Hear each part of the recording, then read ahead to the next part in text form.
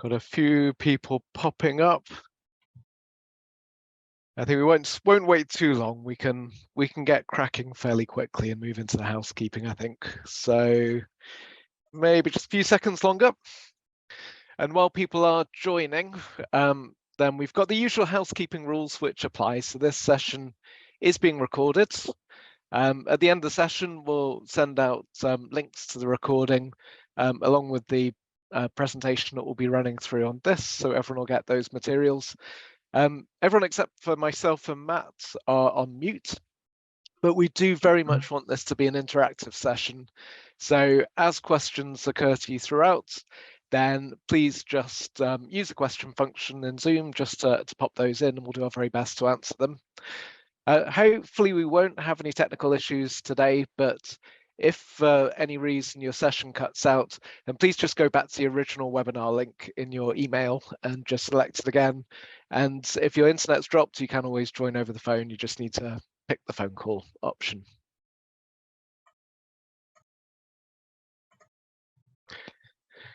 And just again, while people are assembling, we'll start with the question. So what does being data-driven mean to you as a L&D team?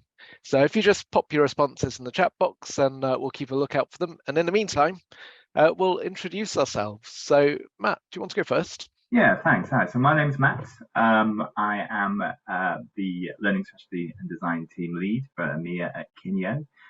Just a bit about Kineo, we're a global workplace learning company. We help drive business improvement performance through learning and technology, and we invest in research and innovation, and this is something that we're very passionate about, including how data can help us to develop, and you'll see more about how we're doing that with our customers today. And I'm joined as well by Pete. Hi there, folks. So my name is Pete Smith. I'm Global Technical Team Lead for the Learning Contents team in Kineo. So my team are responsible for the technologies that we use to build e-learning, including being leading members of the Adapt open source community, building the Adapt framework and the award-winning Adapt authoring tool. And my team are also responsible for the Kineo Analytics, Kineo Data Services system, which I will hopefully be demoing in a little bit. Indeed, indeed. So let's start with a bit of positioning of why L&D teams need data. And it looks like from the chat, some of the sponsors there, that you do kind of appreciate data and the role that it can play in making good decisions.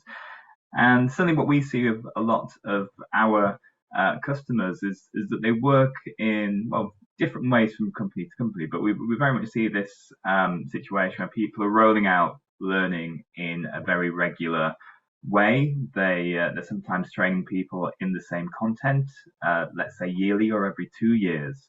And the main measure that people have been using for a very long time is really around completion. So did people complete it? Did they complete it on time? But we do actually have a much bigger opportunity here, and that's to learn and improve between these different stages. So we know that quite often you're working on one lot of learning whilst the last rollout's still happening if you've got this sort of cycle. But it might simply be that you're creating more discrete pieces of learning, and you just want to find out more about your audience and how you can learn and improve where the successes are. And if we don't do this, we've not just got that situation when we risk not giving learners what they need and the very best experiences, but we could actually find that we're giving people too much learning. We're training people just as a belt and braces approach because, well, we did it last year, we need to do it again. But actually, we might be training people in things that they're actually really, really good at and not really focusing on the bits where we know there are gaps. And it's no surprise, really, that 93% of organizations, according to the Fosway Digital Learning Realities report in 2022, they said that better analytics and intelligence is a priority for 2023. So if we consider all those kind of drivers for that, there's that learner satisfaction. There's also making sure that we use budgets in the right way as L&D. But there's also that notion from HR who wants to make sure that people aren't spending too much time on training where it's not totally necessary. So lots of really great reasons why data can help. And there's one thing that we're really passionate about, and that's that we don't just use data as another way to tick the box. So we've spoken about those completion statistics, but you can really use it to make better experiences for learners, really see what's succeeding, really see where it is where we need to do something a bit different, or really focus on very specific areas. And certainly when it comes to data, it's a really key part of that kind of design thinking type approach. So if we consider how data might fit into a learning development cycle here, you might start by measuring your previous success, including even industry benchmarks. So it could be data wider than your organization, to help you define that problem at the start and to really make a business case that says, well, we want to do X and we predict that this is going to have an impact on our business. And you can use this to define your KPIs and your measurement strategy. And then you can test that with users. And this is another point where that data, you can gather data from testing to see whether it's really working or not before you then scale up or decide to iterate further and revise and maybe even completely pivot and try something else. But within that kind of design thinking methodology, data is really important. Otherwise, how do we actually know exactly what's working for the learners? So we're going to move into a demo in a moment, but just before then, we'll do a quick poll, and that will be, what do you want to see most in our demo today? So we're going to show you Kineo Analytics, our approach to learning content analytics. What interests you the most? So we've got a poll on screen now, if you can pick your favorite.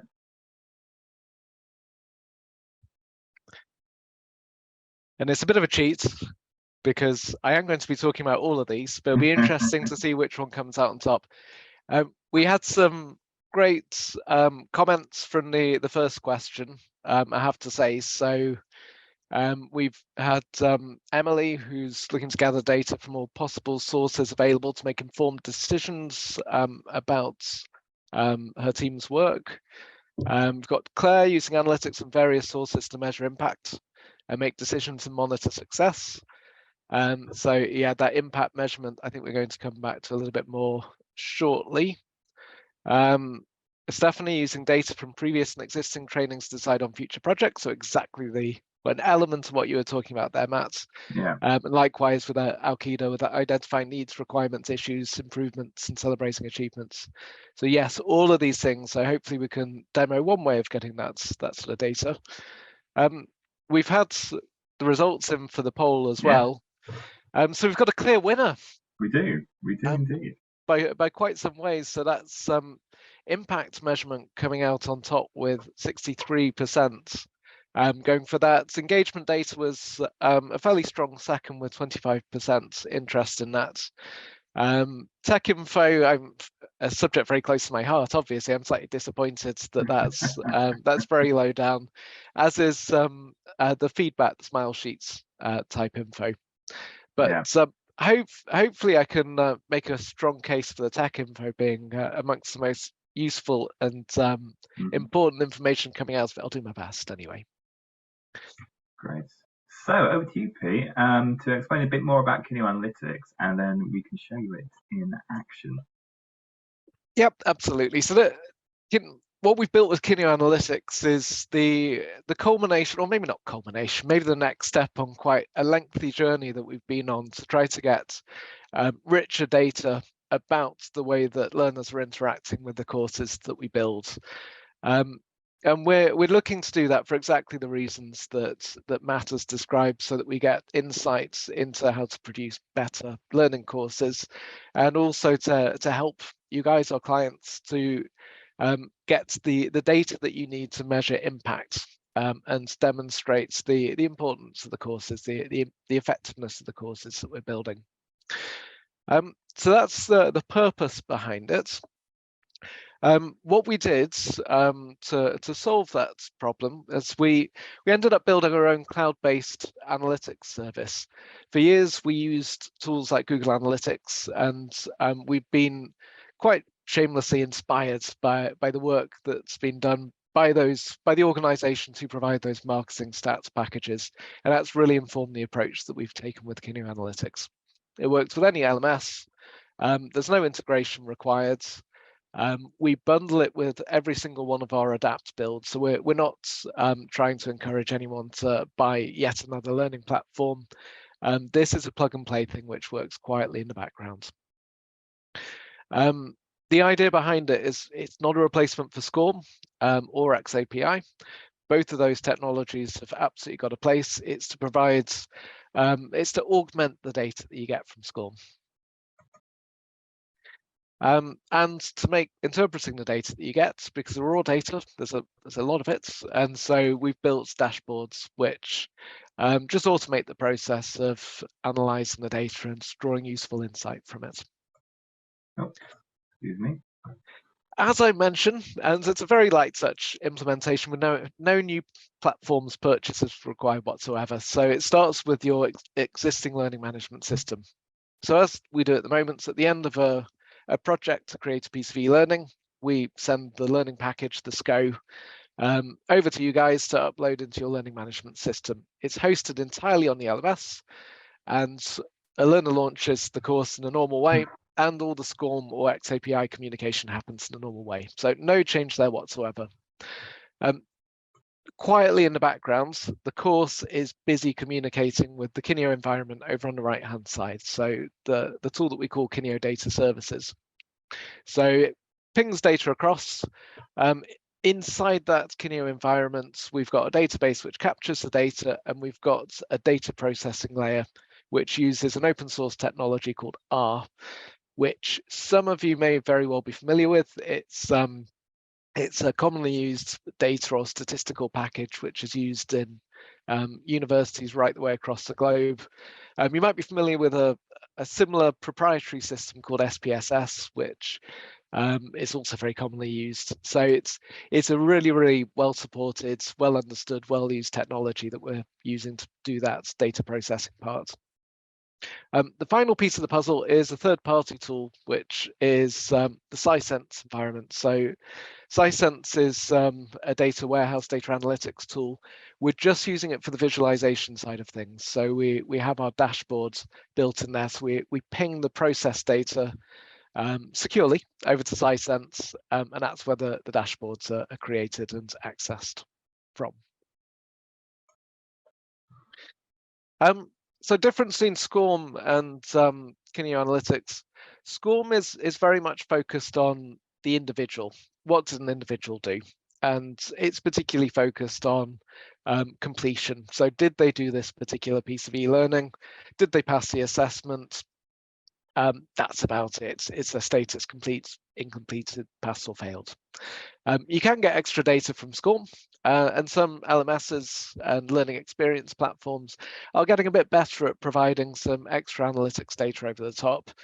So you can get question data back from courses, you can maybe track a particular objective, but it's quite limited, and we found the reporting, in particular that aggregated reporting, is pretty limited in most of the systems that our clients tend to use. So that's why Kineo Analytics comes in. It provides supplementary data.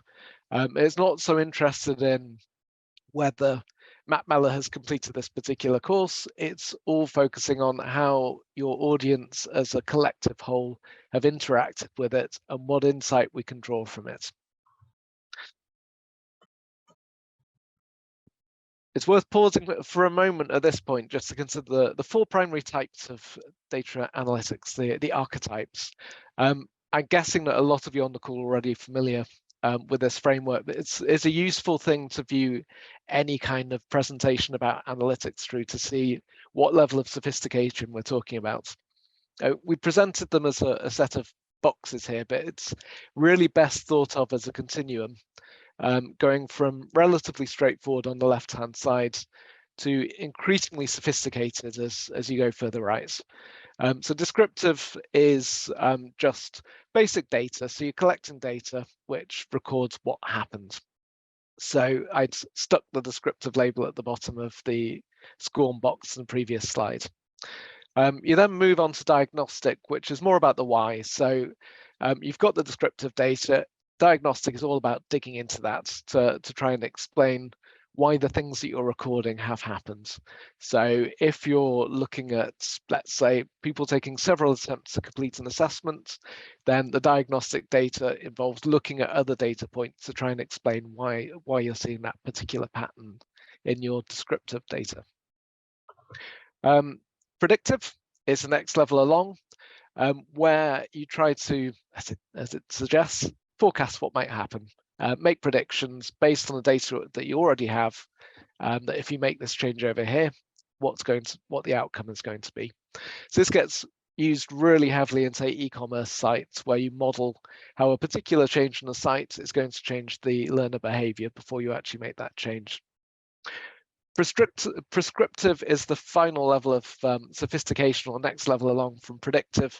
So you use your predictive data analytics to prescribe what the best course of action is in a particular point. So this is where all of the heavyweight data analysis and AI comes in to save you several rounds of trial and error by actually mapping that out beforehand, trying out all the approaches by modeling the data, and then you just come up with what the best solution and outcome is. So just to set expectations, the learning analytics that I'm going to show you in a second is still very much playing around the descriptive and diagnostic level. But with all things data, then you need to be in the game in order to be able to get those richer outcomes at the back of it. So we need to be starting to collect that richer, more interesting data in a fairly loosely format data lake, so that in the future we can combine it with other data to do a bit more sophisticated analysis on it. So I will jump over to the live demo. Matt, have there been any questions coming through in the meantime?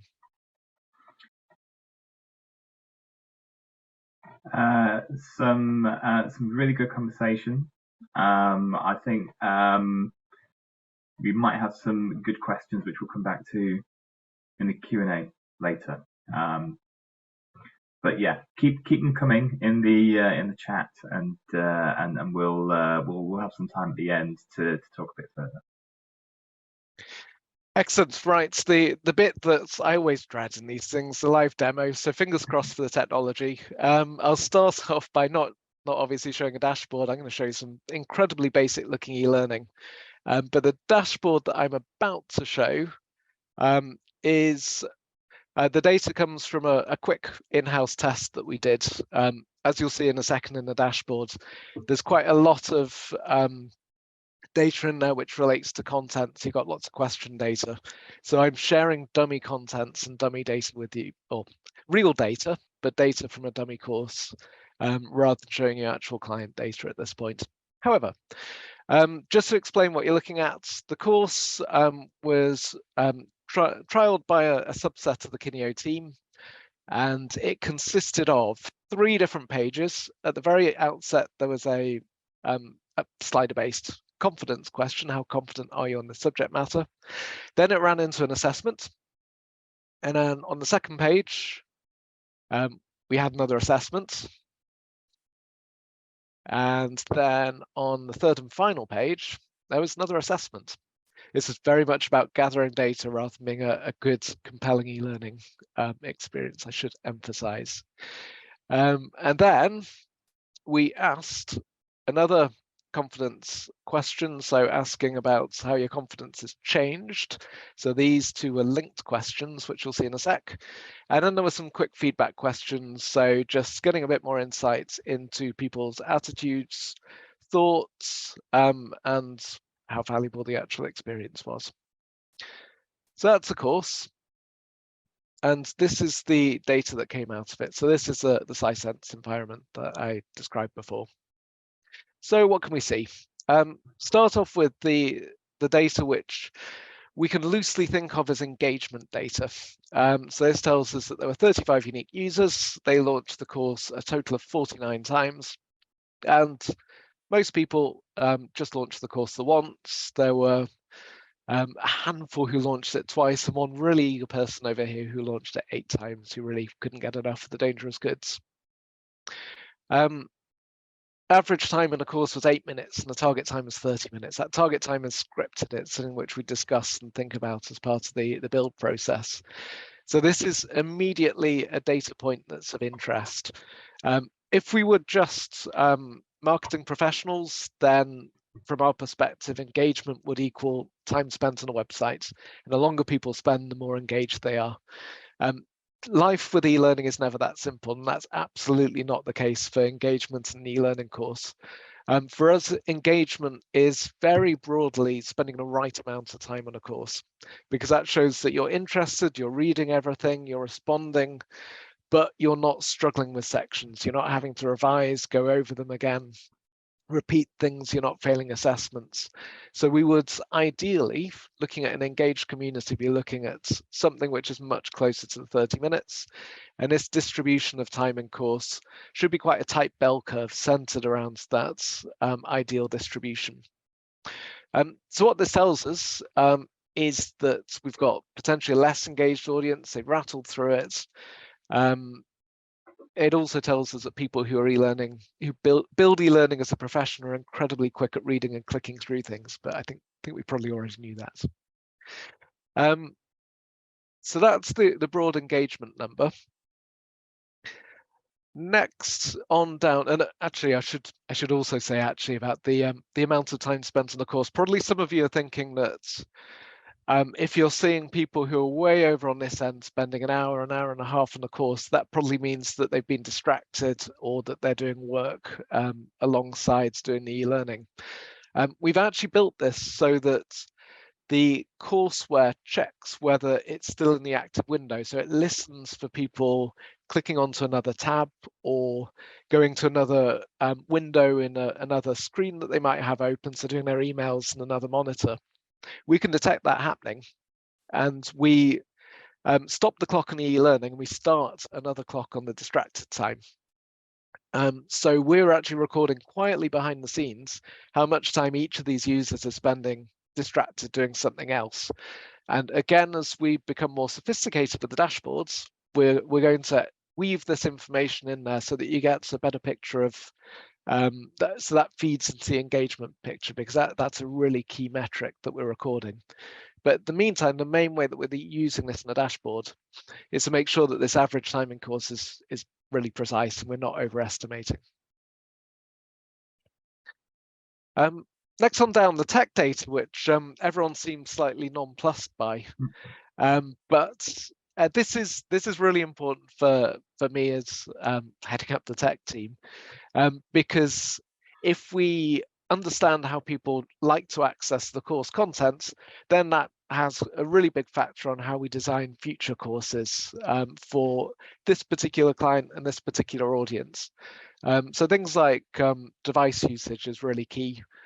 So with this particular course, only 2 people access it with a mobile. 96% of people are using a laptop. And so that tells us that that's where we need to focus most of our efforts, is making sure that the laptop experience is really good. Browser information drives what we test in, just to make sure that everything works absolutely perfectly in the most popular browsers. Connection speed is another key one from a design perspective. So that's if we've got video in the course, then that tells us how extensively we can use video, depending on how good people's internet connections are and how high quality we can make that video. So again, it's an important design consideration.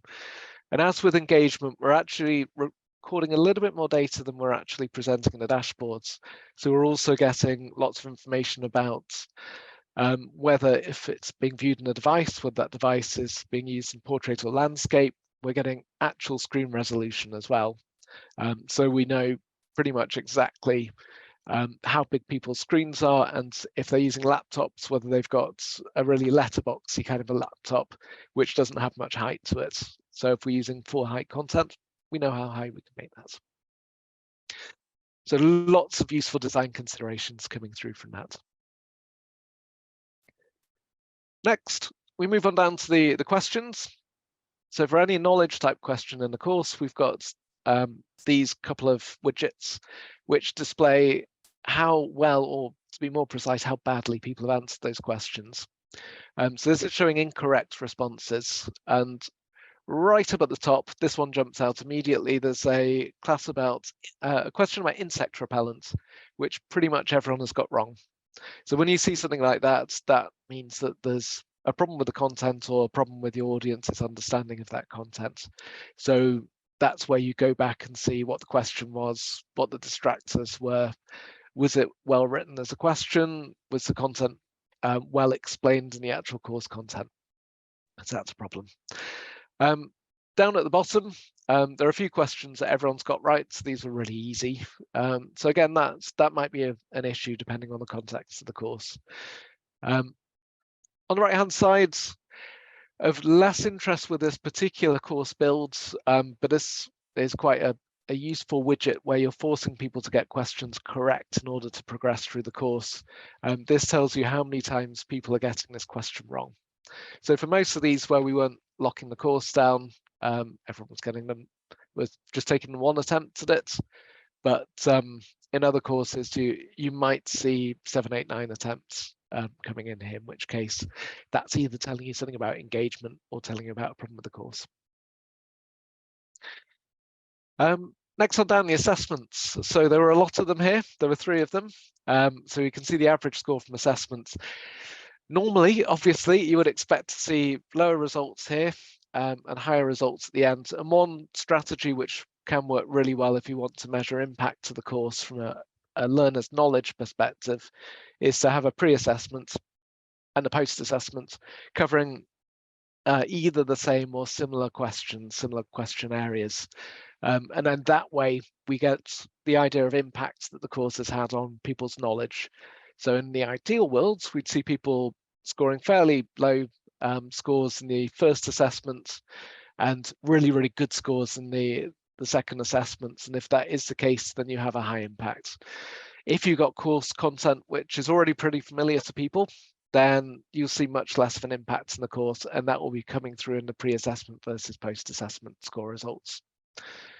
And for each of these, then if you just select the assessments, then you get the spread of scores that you've had for that one particular assessment. And actually, I should have said before that all of these widgets are interlinked. And so if you just want, for instance, to see what the mobile users have been doing on this course, then you just select the mobile users. There are only 2 of them. They spent an average of even slightly less than everyone else in the course, and you can scroll on down and see how they did in the assessments and what their linked slider responses were.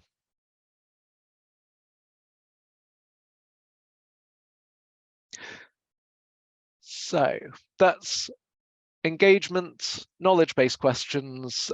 Just quickly sticking with the assessments, we've also got the number of attempts that people take.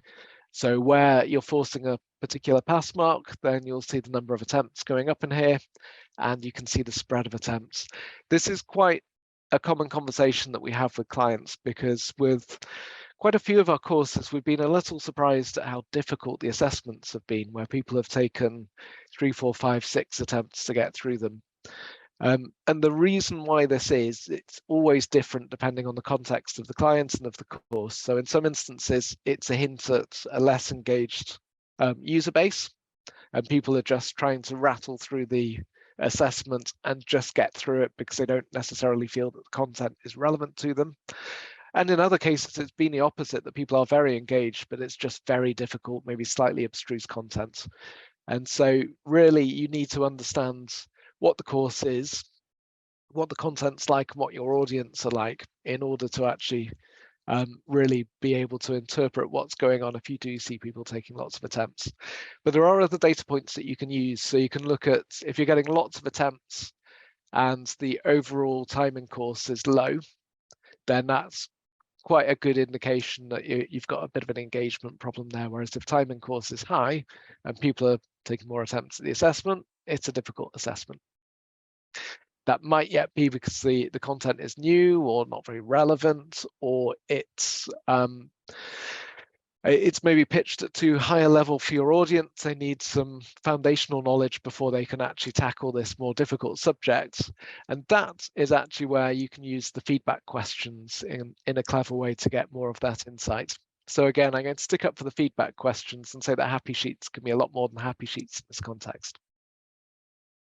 Before I get onto that, two other types. We've got the those confidence questions that you saw at the beginning and the end, so the linked perception questions. These are shown here. Again, this should give you an idea of impact on the course. So if your course objective is, let's pick a hackneyed old example, the cybersecurity course. So if you have an issue in your business or perception that people aren't taking their cybersecurity responsibility seriously, that they don't think it's their responsibility, they think it's tech who have to deal with that, then you ask a question at the front saying, to what extent does cybersecurity affect you in your day-to-day job? And you might see quite a low score, so lots of 1s, 2s, 3s with that. And then you give all sorts of terrible horror stories about how companies have been hacked because of one hapless employee's foolishness in clicking on a phishing email. And you'll get more 4s and 5s at the end of it when you ask the equivalent question. This slightly complicated looking graph in the middle is showing every single individual user's response to these two linked questions. So their response to the first one is over on the left, their response to the second one is over on the right. So you see most people going from a relatively low 2, 3, 4 up to a 4, 5. And then you've got one slightly awkward person, because there's always one going from top rating to very bottom rating. And as with the assessments, if you filter by one of these, then you get to see all of the ratings appearing over here. So lots of 5s on that. Matt, just to pause briefly before going to the feedback question, have there been any questions coming through in the chat so far? There's been a couple. There's one about SciSense. Is that ours? And no, that this is third party, but as I posted in the chat, the data integration, the data service and the integration with Adapt, that's what we've developed, as well as collating this dashboard of widgets that give a good overview of what you'd expect from a learning course. Question about whether it's a free tool, cost associated with it. We bundle it with Adapt, so it's no extra cost with our Adapt courses. And just a point about whether we can feed this back into the learning, so give learners a view of how people are answering stuff. And yes, we can. Slightly different tool to this, but it's related, isn't it? It's another part of our data services. And if we get some chance at the end, maybe we'll talk a bit more about that and what else we can do using our data services. Absolutely. So yes, all good questions, and thank you for the responses, Matt. So yeah, just the final bit on this dashboard is those feedback questions that I'd disparagingly referred to as happy sheets. So those are the final quick slider questions, and again, they're just displayed at the bottom in this final section about whether it's a valuable use of your time, etc. I think two things that you can do really quite usefully with these final questions. One is if you ask a question about behavior change. So I am going to use the knowledge I've gained in this course in my day-to-day work. That again gives you a bit of an impact measure, because it's asking people about whether they're going to change their behavior outside the course. So it's kind of nudging you up a Kirkpatrick level, although obviously all you're doing is surveying someone, so you don't know for sure they're doing it, but at least it's an indicator. It's another data point that you can use to prove impact or suggest impact at the course. The other thing that you can particularly think about using this for, as I say, is to reinforce hypotheses or to deny hypotheses. So if you feel that your audience aren't particularly engaged in the subject matter, you can ask a question around that here, which will reinforce or prove or disprove your hypothesis. So that's the way to think about these. So that is about the top of the live demo. So Matt, I will hand back over to you in the presentation.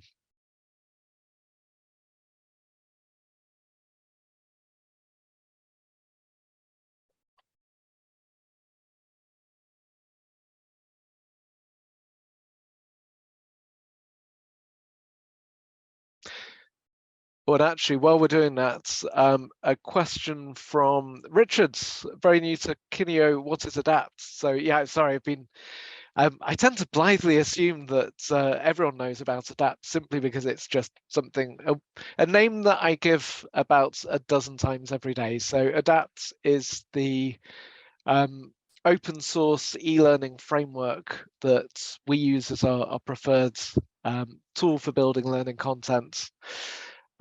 It's open source, it's free to download and use. We have a number of other partners and actually a really big community who work on it and open source.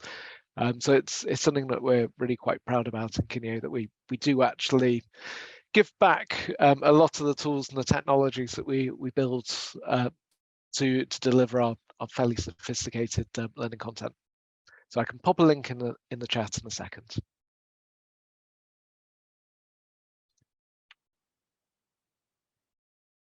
Matt, you're very much on mute. Of course I'm on mute. I'm always on mute. So a quick poll then. So you've seen the kind of data that we can get out of Kineo Analytics, the kind of visualizations you can see. What do you most want to do with the insights that you can get from this sort of view of what learners are doing, how your course is performing? You should have that poll on screen now. Interesting to see this one. We've certainly seen a few ideas in the chat so far.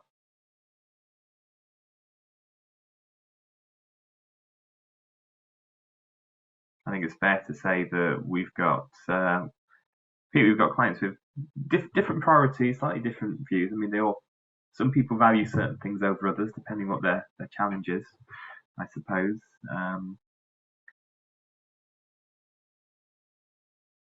Yeah, we've certainly learned a lot, haven't we, from our clients. That's kind of the journey that we've been on, isn't it? Really kind of seeing what our clients need when it comes to data and how they can kind of prove and improve, as we put it. So let's see what we've got. Oh, that's brilliant. So we've got the results are in now, and the winner, only by a hair really, I think 38% versus 35%, is to improve learning experiences.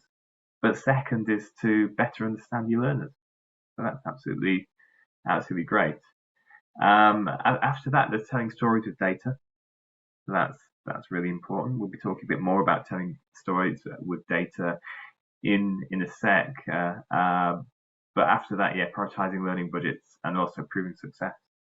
So yeah, really, really interesting results there. And Pete, I suppose back to you.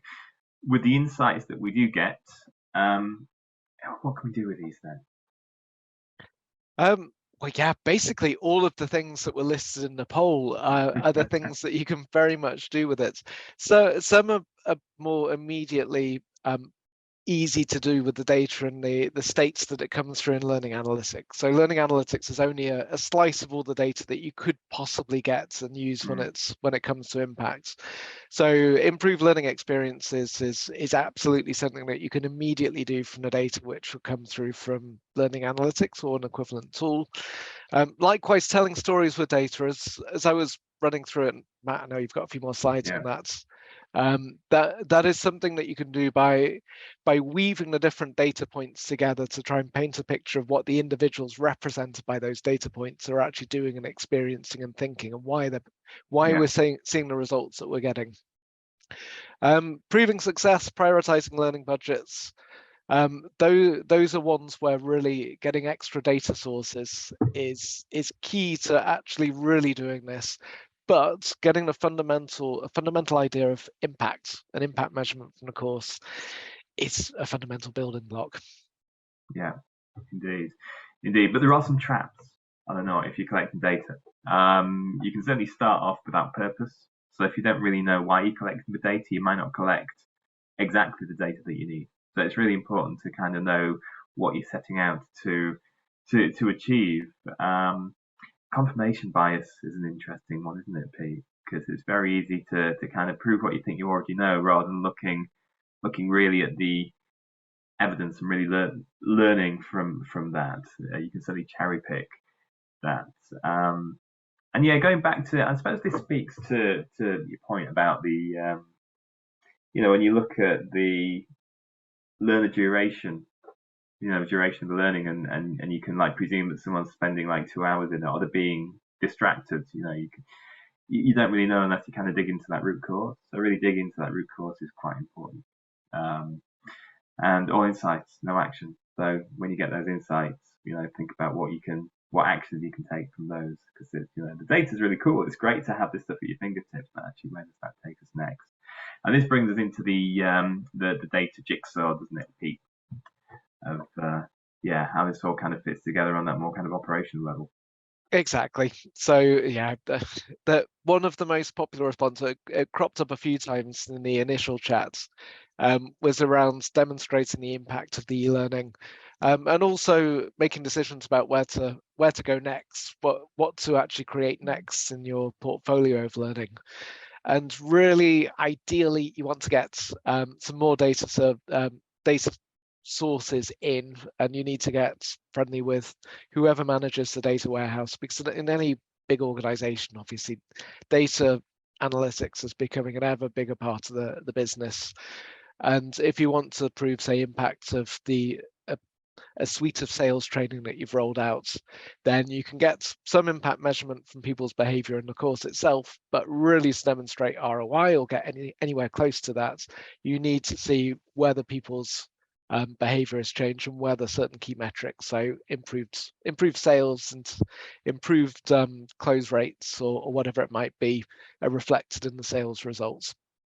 So there is a bigger piece around that, but step one of the data journey is getting the data from the learning analytics, the data from the LMS, and feeding that in. Great.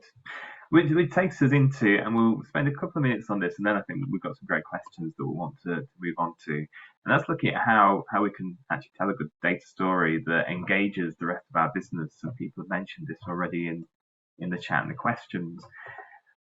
And a big one to start off is the hypothesis. So really, what's your starting point? What do you want to describe? And this comes down to, when we design learning, what we're trying to achieve. We're creating something. If we create this course, we want 100% of people to act compliantly, for example. That might be a quite a tough goal, but that might be one that we set. But certainly we want to set an objective and say, well, actually, we're going to do X, Y, and Z. And unless we do that, we don't really know how we can go back and kind of test whether we've had success. So starting off with that hypothesis is really, really important. And then when we start to report back, really think about who the audience is. If you've got a learning leader, then they're going to really respond on that kind of learning level and understand that. A learning designer might be looking more organizational, rather the organizational level. And they might be looking at that kind of success, the big ticket items really kind of that you can express to them.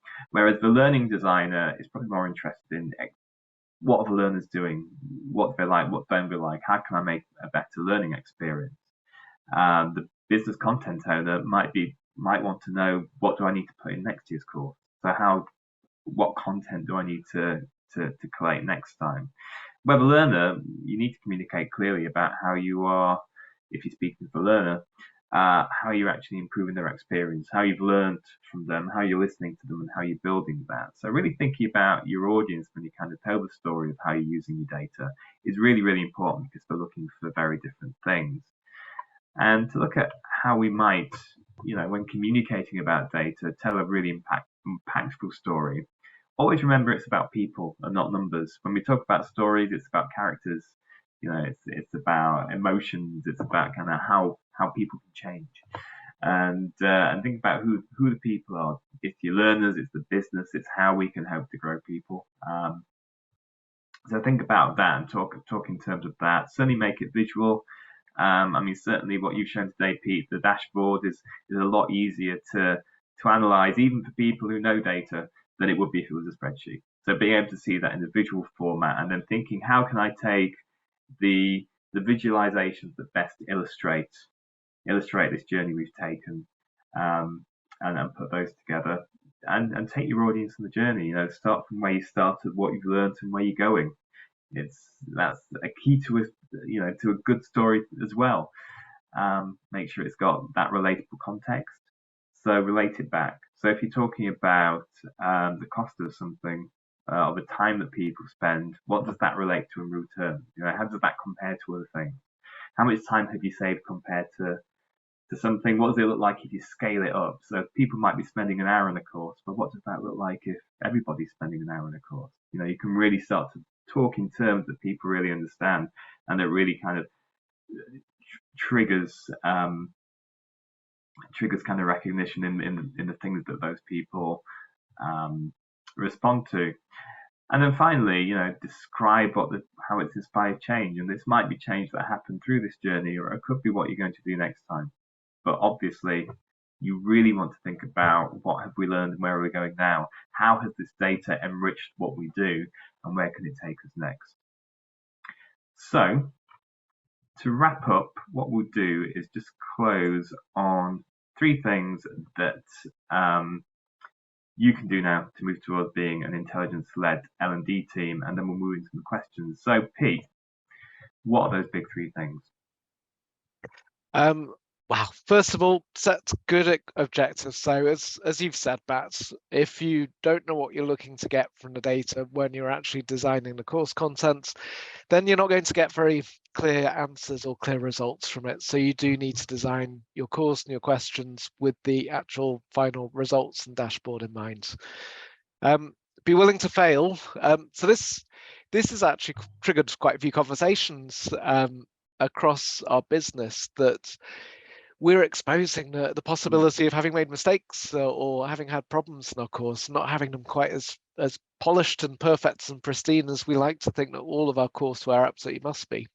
But if you're not willing to fail, if you're not willing to actually expose yourself to scrutiny and criticism, then you can't possibly improve. Finally, tell good stories. So it isn't about the data, it's not about the numbers, it's about the people and the personas which sit behind those numbers. Indeed. So we'll go to a Q&A now. So we're going to bring Alex in, who has been helping us behind the scenes and speaking to you in the chat. Yes, thank you, Matt. Thank you, Pete. Yeah, everyone, I've been busily typing away in the chat and keeping an eye on the questions. So thank you. Do keep the questions coming. We've got a few moments at the end here to answer those. I'll start with that question from Emily. It was around peer question data. So Emily wanted to know if there was a way that you can take some of the aggregated totals and feed that back into the e-learning itself, so people can compare their own confidence levels with their peers, or see how they can compare in other terms of data collected in the course itself. Yes, absolutely. Very good question. If people can cast their minds back to the slide where I was talking about the structure, so the fact that the course still lives on an LMS and it's launched from the LMS and it's just communicating quietly in the background, there was a reference to a public API on there. And that's used for a bit of functionality which we call the social question. So from a learner perspective, when they answer a multiple choice question, then in the question feedback, they will see a chart which shows their response. So let's say they picked option 3, and also how many other learners from their organization had picked the other options. And we use it particularly if there's a social nudge type requirement to a question, where it's useful to show people what potentially the right answer is or what everyone else in your organization thinks, so you can see if you're similar or if you're off kilter in some way, shape or form. So that's a feature which we can put into any of our Kineo Analytics or Kineo Data Service enabled courses.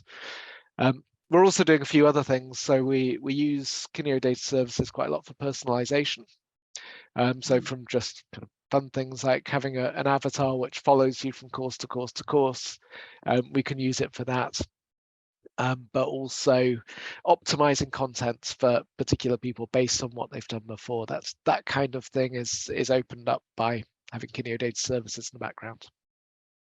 Great, thank you, Pete. Yes, and Emily, we've got a blog post coming out soon around that social question piece as well. So I'll make sure we get that out to you, or look out for it.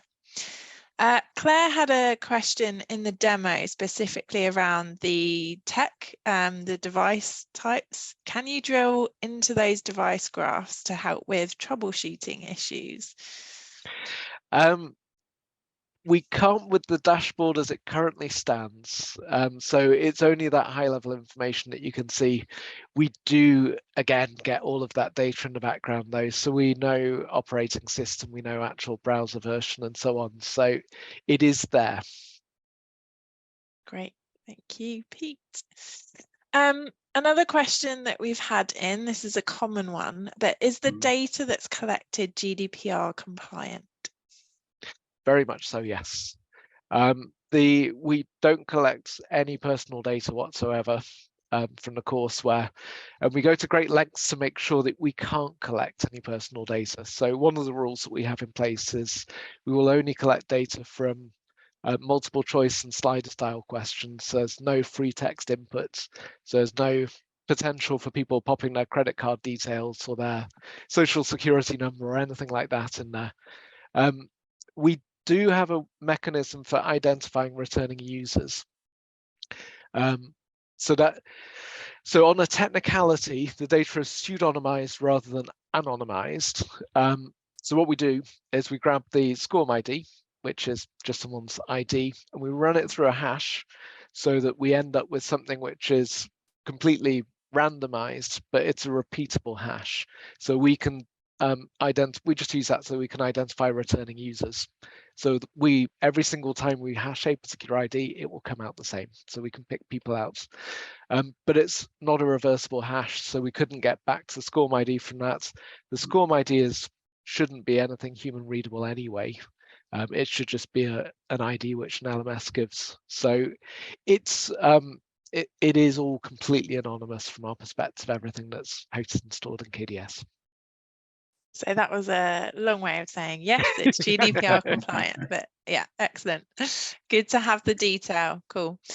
Emily also had a question around learners coming back to the course. So she says, I understand that it accounts for learners who navigate away to other work or another tab during a single session, but does it also account for users who close the e-learning and then open it back up later, picking up where they left off?